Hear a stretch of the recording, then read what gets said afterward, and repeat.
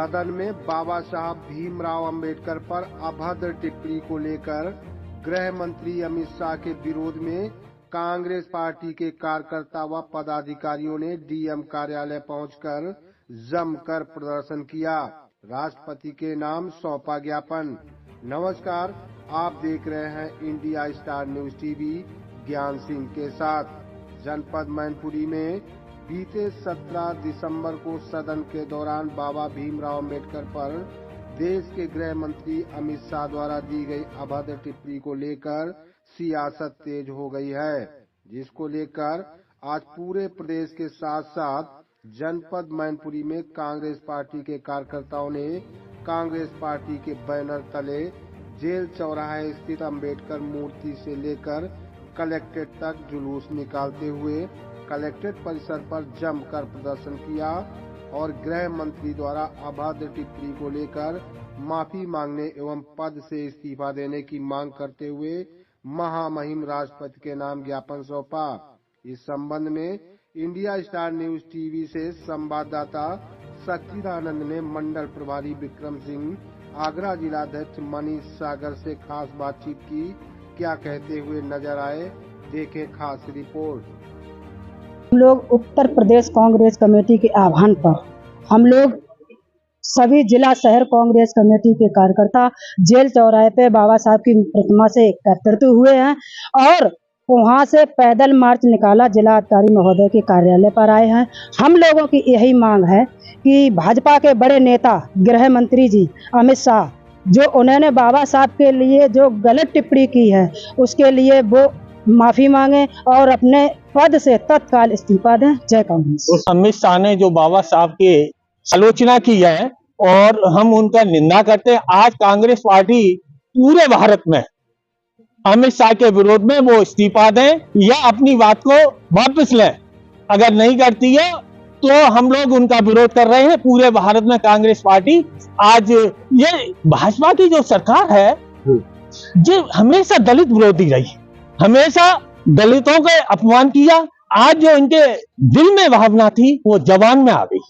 और ये आजादी से पहले भी मंदिरों में दलितों को नहीं जाने देते थे। मनुस्मृति का भी ये संविधान में चाहते थे। देश मनुस्मृति से नहीं चलेगा, देश संविधान से चलेगा। जो संविधान से सबको, और उसी संविधान के तहत आज ये गृह मंत्री बने हैं, उसी संविधान के तहत आज इनकी सरकार है। उसी संविधान को ये खत्म करना चाहते हैं। देश संविधान से चलना होगा।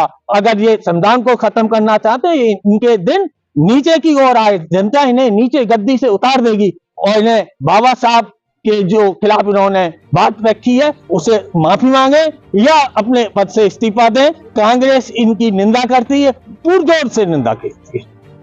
जो देश के गृह मंत्री अमित शाह ने जो बाबा साहब के बारे में जो टिप्पणी की है वो बहुत ही गलत उन्होंने टिप्पणी की है और इससे सदन से लेकर सड़क तक और सड़क से सदन तक कंटिन्यू कांग्रेस पार्टी प्रदर्शन कर रही है। और प्रदेश कांग्रेस नेतृत्व के आह्वान पर आज जेल चौराहे बाबा साहब की मूर्ति के सामने कांग्रेसी जन सभी लोग एकत्रित हुए हैं और एकत्रित होने के बाद पैदल मार्च करते हुए अभी महामहिम राष्ट्रपति महोदया के नाम श्रीमान जिलाधिकारी को ज्ञापन दिया है। आज जो स्थिति देश की है, बीजेपी ने जितनी देश की संस्थाएं जो देश चलाने वाली हैं उनको पूरी तरह हाईजैक कर लिया है और उन्होंने संविधान को पैरों तले कुचलने का काम किया है। विश्व के सबसे बड़े संविधान को बाबा साहब ने जो लिखा, जो पूरी दुनिया का सबसे महत्वपूर्ण और अच्छा संविधान है जो गरीब से लेकर और अमीर तक किसी भी व्यक्ति के समान अधिकार के लिए, और वो कोई व्यक्ति कुछ भी बन सकता है। इस देश का प्रधान से लेकर प्रधानमंत्री तक बन सकता है। ये दुनिया के लोग आज जब बाबा साहब का सम्मान करते हैं, बाबा साहब की स्टैचू पूरी दुनिया में लगी हुई हैं और आरएसएस और बीजेपी दोनों एक ही बात है, जो बाबा साहब के खिलाफ लगातार स्टेटमेंट देते चले आ रहे हैं। उन्होंने संसद में जो भी अमित शाह ने कहा वो बहुत निंदनीय है, जिसकी निंदा हमारे नेता राहुल गांधी कंटिन्यू से सड़क से सदन तक कर रहे हैं और कांग्रेस पार्टी कंटिन्यू संघर्ष कर रही है। और जो इस तरह का जो स्टेटमेंट दिया है तो उन्हें तुरंत तत्काल गृह मंत्री को अपने पद से इस्तीफा देना चाहिए और इस देश की जनता से माफी मांगनी चाहिए। यह इस देश का जो मतदाता है वो सबसे ताकतवर है, चाहे देश का प्रधानमंत्री से कोई क्यों न हो, लेकिन इस तरह का वक्तव्य नहीं दे सकता। आप लगातार विरोध कर रहे हैं, लेकिन भारतीय जनता पार्टी पूर्व से देखते हुए चले आ रहे हैं, प्रदर्शन करने वाले प्रदर्शन करते रहते हैं, लेकिन वो मनमानी करते हुए दिखाई दे रहे हैं। समझ रहे ना, देश जो है ना गुलामी की ओर जा रहा है, इस पर क्या कहें? बीजेपी की सरकार जब से आई है तो पहली बात तो यह है कि इस देश के प्रधानमंत्री झूठ के सिवा कभी सच नहीं बोला। गृह मंत्री इस तरह की जो स्टेटमेंट देते हैं जो देश हित में नहीं है, और उन्होंने जो भी वादे किए सभी वादों को पैरे तले कुचलने का काम किया। लगातार झूठ बोलते चले आ रहे हैं और बावजूद भी गद्दी पे बैठ नहीं।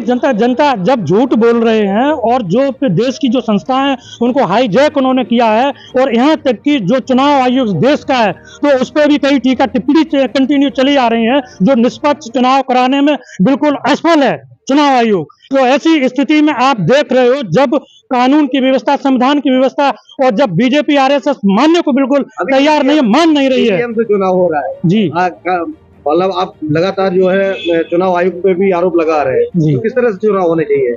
देखो, मेन बात यह है कि हमारे जो कांग्रेस पार्टी के राष्ट्रीय अध्यक्ष जी जिन्होंने स्पष्ट ये कहा है कि ईवीएम से चुनाव किसी भी हालत में नहीं होना चाहिए। अभी जो महाराष्ट्र में चुनाव हुए थे और कई जगह चुनाव हुए थे, कई चीजें इस तरह की सामने निकल के आई हैं जिस पर चुनाव आयोग जवाब दे ही नहीं है, और किसी भी प्रकार का कोई भी एकदम जनता को सही निर्णय नहीं दे पा रहा है। तो ये सारी चीजें हैं। शहर Congress committee, Mainpuri youth Congress committee, हमारे कांग्रेस के सभी कार्यकर्ता इस मांग को लेकर के, जैसा कि अभी आपने देखा होगा विगत दिनों संसद में जिस प्रकार का अशोभनीय जो भाषण दिया है हमारे गृह मंत्री जी ने, गृह मंत्री जैसे पद पर रह करके उनको इस प्रकार का जो भाषण दिया है वो बिल्कुल ही दुर्भाग्यपूर्ण है, अशोभनीय है, निंदनीय है। जितनी भी निंदा की जाए उतनी कम है। पूरे देश को, पूरे जनमानस को ठेस पहुंचाने का जो उन्होंने कृत्य किया है, उनको अविलंब माफी मांग लेनी चाहिए और अपने पद से इस्तीफा दे देना चाहिए। जिस संविधान की वजह से आज वो गृह मंत्री बने हैं, उसी संविधान निर्माता का इस प्रकार से सदन में और इस प्रकार के अशोभनीय शब्दों के साथ उनका अपमान करेंगे, क्या ये देश उनको सहन कर पाएगा? जिन मुद्दों पर देश में चर्चा होनी चाहिए, सदन में चर्चा होनी चाहिए, उन मुद्दों से ध्यान भटका करके जानबूझ करके, मुझे तो ये लगता है कि जानबूझ करके ऐसी टिप्पणी की गई है ताकि सदन में महंगाई और जो तमाम इस समय बेरोजगारी की जो टिप्पणी की जा रही है, आज रोजगार की बात कहीं हो रही है क्या? आज महंगाई की बात कहीं हो रही है क्या? कोई न कोई नित्य नए इस प्रकार के बयान दिए जाते हैं जिन पर पूरी राजनीतिक पार्टियां, पूरी जनमानस उन्हीं पर चर्चा करती रहे। इन चर्चाओं से देश का भला होने वाला नहीं है। देश का भला जब होगा जब देश में कोई सकारात्मक कार्य किए जाएंगे, देश के युवाओं को रोजगार दिया जाएगा, महंगाई पर बात होगी, तब कहीं होगा। और कांग्रेस पार्टी जब तक ये इस्तीफा नहीं देते हैं या अपना इस बयान को वापस नहीं लेते हैं, तब तक ये आंदोलन जारी रहेंगे। अभी 2 दिन पहले भी हम लोगों ने किया था, आज भी अखिल भारतीय राष्ट्रीय कांग्रेस कमेटी के आह्वान पर हम लोगों ने किया। प्रदेश में लगा इसके लिए है क्या कि जैसे ही हम इन चीजों को उठाते हैं, आज हम अगर महंगाई की बात करेंगे, आज हम जहां पेपर लीक की बात करेंगे, आज हम कहीं भ्रष्टाचार की बात करेंगे, इन मुद्दों को दबाने के लिए इस प्रकार की चीजें उठाई जाती हैं जिसमें आदमी उलझ के रह जाता है। और आपकी और हमारी जो प्रिंट मीडिया है, इलेक्ट्रॉनिक मीडिया है, उन्हीं सवालों को बार बार पूछती है। आप लोगों को भी ये चाहिए कि भ्रष्टाचार जैसे मामले हैं, आप महंगाई के मामलों पर, आप बेरोजगारों के मामलों पर, आप जो हमारे बेरोजगार युवा घूम रहे हैं उनको रोजगार कैसे मिले, इन मुद्दों को उठाना चाहिए। इन मुद्दों को जब उठाएंगे तो उनसे जवाब देते नहीं बनेगा, और वो इसी प्रकार के कोई न कोई इस प्रकार का जानबूझ करके एक स्टैंड अपना लाएंगे। मुख्य शीर्ष प्रधानमंत्री और मुख्यमंत्री इन मुद्दों मतलब मीडिया के सामने रूबरू नहीं होते, तो मुद्दे कैसे उठाए जाए? देखिए, हमारा काम है, हम विपक्ष की पार्टी है और देश की सबसे बड़ी पार्टी है। हम उन मुद्दों को बराबर कांग्रेस पार्टी उठा रही है और जनमानस तक ले जा रही है। 2029 में आप ये यकीन मानिए कि इनका सफाया होने जा रहा है।